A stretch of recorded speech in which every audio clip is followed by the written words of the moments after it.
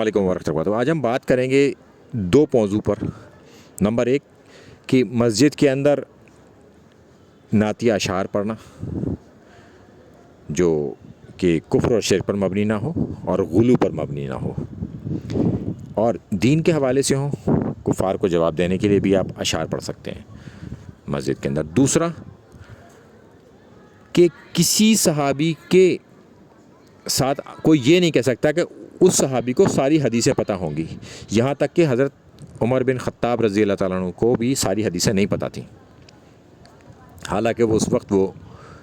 خلیفہ بھی تھے۔ اب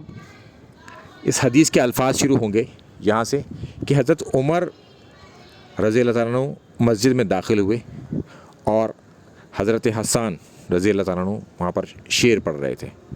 تو انہوں نے اس بات کو ناپسندیدہ فرمایا،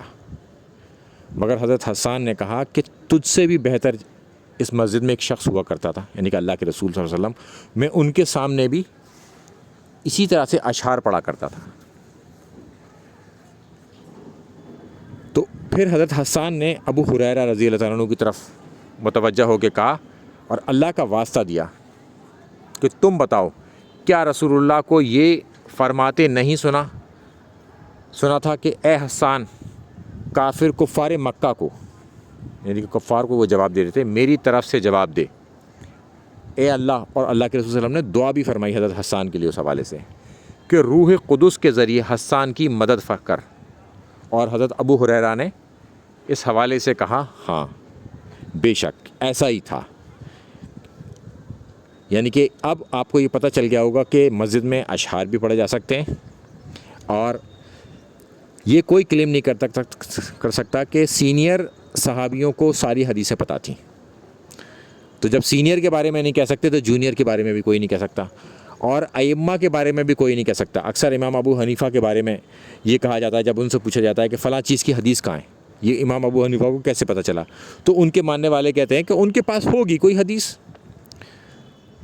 یعنی کہ ان کی نالج میں تھی، حدیث ریٹن میں کہیں موجود نہیں ہے،